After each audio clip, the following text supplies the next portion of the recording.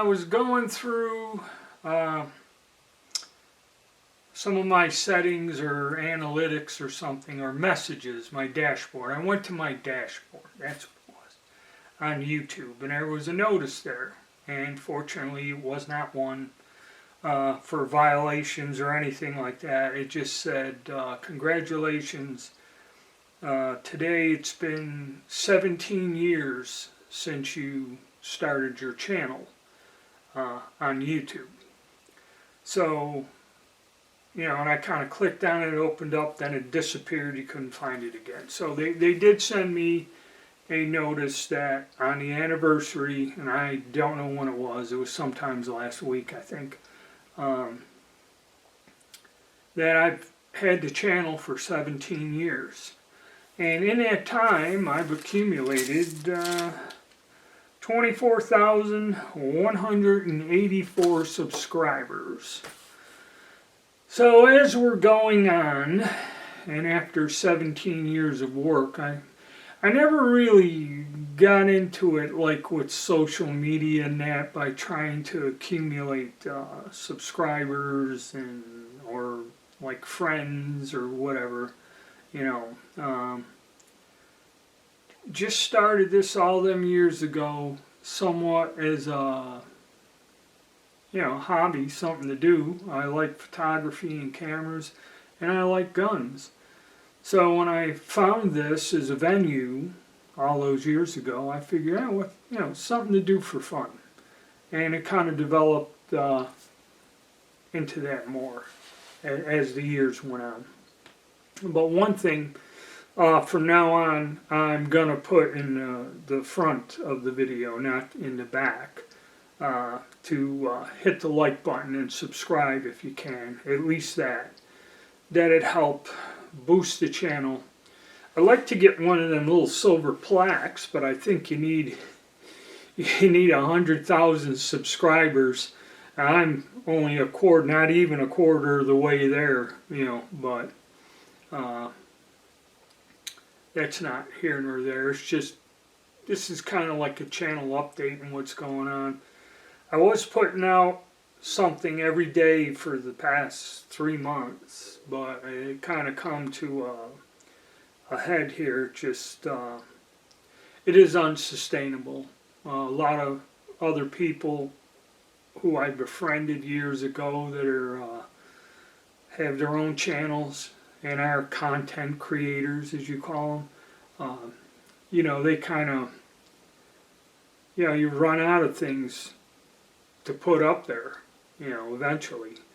I mean, I did a lot of the budget firearms reviews because that was kind of into my budget. You know, I could afford to do it, and it was simple, easy, wasn't overextending myself. But then when I got into, you know, where I started getting some of the nicer guns, the roller delay guns and that, and you know, Southern Tactical, Set-Me C&L. Those guns are in a slightly different price range, and then my assembling of the counterparts, the FR rifles, which that's another strange thing. People did pay X amount of dollars for them, okay, and I seen them on the gun broker get snapped up fast. I noticed this. Then all of a sudden, seeing everyone watches, everyone pays attention. Now there's about 6 of these guns out there, anywhere from $6 to, you know, over a K. And some of them are nice, some of them aren't, and they're not moving. Alright, it's like when somebody watched and seen it, they said, oh, I got one of them, throw it out there. And then everybody threw them out and got these exorbitant prices on them, and it's not holding. Okay, so that's another thing. So I kind of got, and again, I fell for it myself. I wanted them, I wanted to go out. Actually, I'm reloading ammo to using them and go out and shoot them, discuss them, and, you know, get a feel for them. But unfortunately, this on top of the other thing kind of overextended me, and now I gotta make content. That's what I'll be focusing on, that, and also some reloading. So now is the time, if you want the load data and that for the stuff that I use, now would be a good time to get a membership. I mean, for $3 a month. The information I put out there, I know it's sporadic, but the weather's breaking. It's going to get warmer. I'll be able to go out. I'm going to do the 7.65 Argentine next and 38 special. I've been postponing and putting off. 30-06 for the M1 Garand is something I got my sights set on. I got projectiles that have been sitting there. You know, I bought them for this project years ago and never got around. Now it's time for me to develop some sort of load with what I have, kind of get out there and shoot that weapon also. And this whole assortment of things I spent all this money on, get some trigger time on them. I tried to get a hold of the new Caltech 5.7 pistol, but that has kind of gone south. The only people out there making the videos were either the people that went to the SHOT Show, and I found one that was made here recently. That person won a raffle at the SHOT Show and has one of those pistols in hand for something that retails at $4. If you look online, there is one place selling them for $7 and some change. Okay, so now you're getting into this. If you want it, you got to pay sticker plus, and it ain't worth it to me. I'll wait for them to fail and get sent back and buy them on a discount for under $3. when nobody likes them anymore, or something 2 years from now. But it's just like that P15. I mean, that retail in that same category and area, and I got that pistol for about half the price. You know, it's amazing. So yeah, as far as the channel goes, I was thinking about it today. I think what I'm going to do is start pulling out. Somebody asked about the French Moss rifle and some of my older guns. I may start pulling some out as I just kind of clean and observe and do maintenance on them, taking them out of storage and that, and see about just making some content about the different things I have in general, and kind of line up what I'm going to shoot. I was thinking again, the Mauser 7184s, I got a couple of them.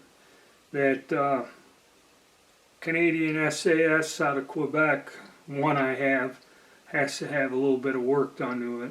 I got to get that functioning again. I bought the parts to fix it, I never got around to it. And the actual full-size one I have, that was one I did a project, was one of the first cartridges I loaded with black powder was in that rifle. All those years ago. It was a long time ago. I did it, actually. I had my reloading stuff set up here upstairs.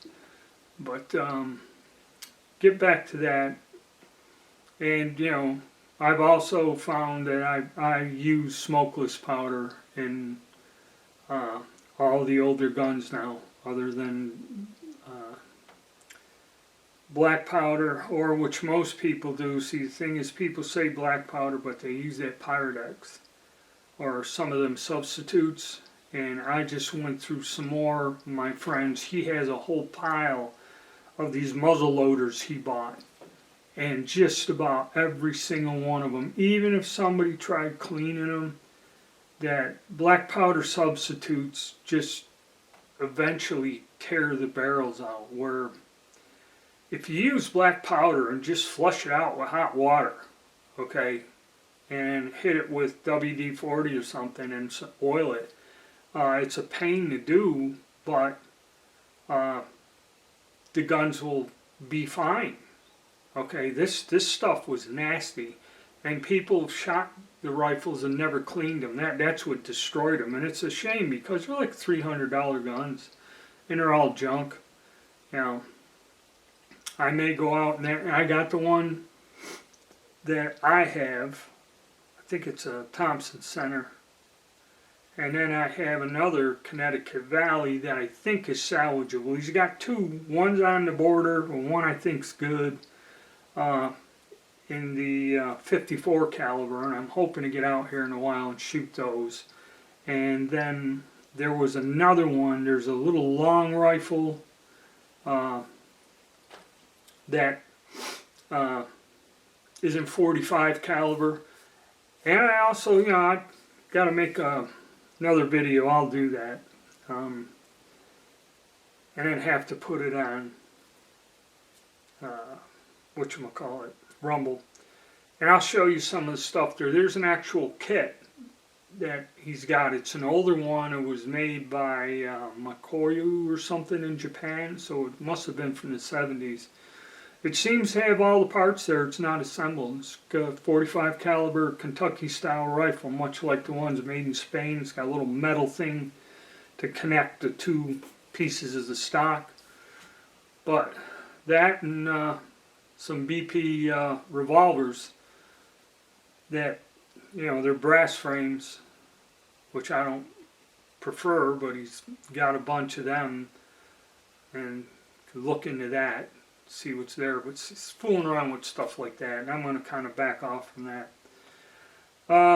As for the reloading, I've had a few people approach me. My plan was, you know, about 5 years ago, before all the restrictions on YouTube, to where you can't mention selling any type of firearm accessory, nevertheless modifying or showing a video modifying one, which is gone. But I did do custom work for people, you know, when that was allowed, and people have contacted me in that. But with the cost of reloading, it's like I bought 8-pound jugs of powder. They used to be $160, and they cost me, with the shipping and everything, well over $400 each. So I can discuss using that to reload, but it's going to just be for my own use. I mean, the expense, and during my last live, I calculated it that I could buy, now the only thing that would cost more probably would be, no, it was with free shipping. I could buy the 7.62 by 55 ammo made by Inman or something. You know, it's, I think that's made in, I don't know if it's made in Turkey or some other country, Serbia or something. The ammo's pretty good, but I can buy it with free shipping and buy 800 rounds, and it comes out almost to the dollar what it costs me to reload, you know, without throwing the brass in. If I add 10-15 cents for the brass, then it's more expensive to reload it than it is to just buy it, which is kind of a sad situation, but brings up another thing I'd like to tell everyone since you're sitting there and I got your attention. Now is the time. Okay, if you want to buy a pistol, heavily discounted, or ammo, now is the time, because I mean, what's going on both politically and with the economy, everything's up in the air. A lot of confusion. Everyone's waiting till the beginning of next week for all these tariffs to come in.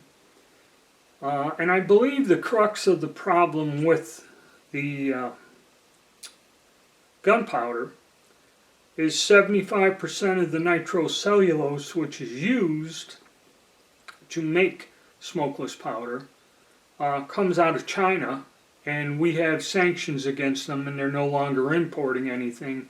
And if they do import it, then, you know, it's going to be even more expensive. So we're kind of stuck between a rock and a hard place there. I think the primer situation's getting better. Projectiles you can get, brass projectiles are starting to become available again, even though they are a tad bit more expensive than they were in the past. but you can get them, okay? And generally a standard cartridge, like say something for one of these mil surplus guns, you can probably get at least 5, if you take care of the brass and work at it, you can probably get 5 reloadings out of it, so that takes the cost of the brass out of the equation, which some calibers, you know, it's like a $1.50 to $75, depending on what it is. And really, you know, how much ammo do you go through? I mean, the 5.56, again, you can buy that in bulk, even though it's not where it used to be. It's about half a buck around. Same with the 7.62 by 39, about half a buck, 60 cents around, you know. So the days of the inexpensive ammo are long gone, guys, long gone. You know, because that's where a case is, well, 50 cents to a K. Alright, so you're looking at, you know, 5C, 5C for a 1,000 round case of ammo, where it used to be, I remember it when it was $98 or $110 at one time, Tula or Wolf ammo. Of course, that was maybe 15 years ago now. You know, that's where time kind of goes by so quick. I'm talking about things that were way, way long time ago. So, but that's what I'm going to be doing.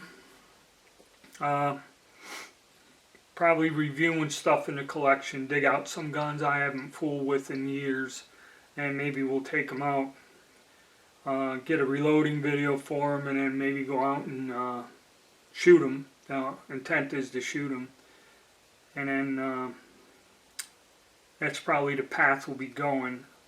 The discount guns, I think we've kind of played that out, all the different Glock clones, and this 5.7 was the last one. I want to shoot that some more. Again, it's a popular thing, but to me it's kind of, you're better off with a 9.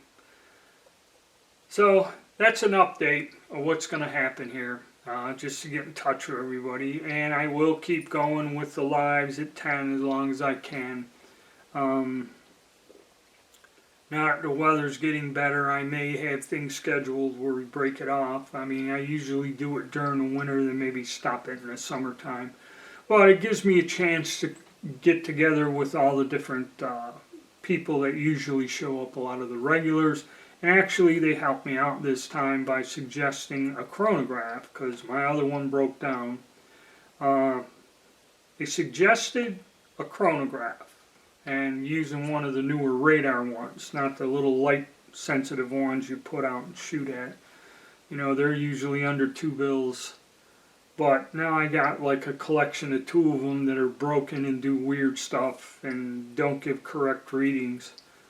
And if you go and look at the radar ones, okay, the Garmin one is 5.5C. You know, on a good day, they actually have it on sale, because that ain't moving. And get it from the website. Don't buy it from Amazon. Their returns, they got wear, dirt on them and stuff. And, you know, even though you're getting 40 bills back or something, I don't like the idea of dropping, you know, half a K on something that's been out, used, and returned. Okay? And, you know, like somebody suggested, well, if it's used, it should only be 50%. Well, you ain't going to see that, okay? But I did find on sale online, I think Caldwell has something new with the chirp radar. It's supposed to be a lot better. I found it for a few centavos under 4 bills.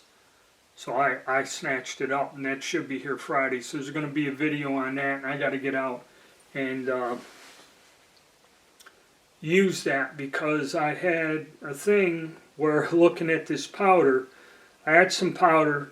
It's got a price tag of $2.4 on it. Okay, that's how long ago I bought it. And then I got another one that's like $2.8, and then what I paid for the 8-pound keg of it that I finally seen after I don't know how many years being out of stock. You know, I paid $4.25 for that keg.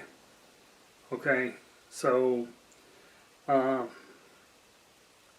it's pretty steep. But what I did notice is when weighing the charges, and you know, the one thing was open was half a can. I guess the moisture got in, made it a tad bit heavier on the scale. And then when I put the new stuff in, it was pretty drastic. I broke the seal, you can smell it, you know, even though it's been a while. That, and it's a different lot, was bought years later. The charge coming out of the powder measure was like 8/10 different, almost a whole grain different. And I did some extensive research and looked it up. With smokeless powder, you go by the weight because it's the burn rate. It's not like black powder. And the companies, when they blend it, because I did talk to somebody who worked for Remington, I said, do you use a red dot in the target shells? And he goes, yes, but it's not the stuff that you buy in the store. He goes, when we decide to produce so many million shotgun shells, he goes, what they do is and he told me red dot comes in 7 or 8 varieties, and he goes, we will blend a huge amount of powder, test it, sample it. It has to produce a certain pressure, and it has to produce a certain velocity, uniformly. And he goes, we blend the powder until we get it right. Then he goes, we produce the shells. So that's something that's done during production. It's not like, oh, hey, you know, like we do, grab this, throw it in there, or I got this can that's still in the tin form with a cone top, you know. It's been around since 1968. You know, that's why I've used old powder, but now I kind of got leery of it when I had this, you know, and that's the first time I've ever had. I've had a slight difference, but this is pretty dramatic. So getting that chronograph's important to double check myself for safety purposes, and that's another thing you should watch out for. Always pay attention and be alert to any variances when you're reloading. Well, that's it. I don't want to go on too long, but that's kind of an update of what's going on. It's been 17 years I've been doing this, and you know, if I can get some more subscribers and get one of them neat plaques put on a wall behind me when I have my live chats, that'd be great. And you know, like I said, if you want to pick up on the load data, now's the time to be get a membership, or just a membership helps support this channel and what I'm doing. Alright guys, thank you and stay tuned.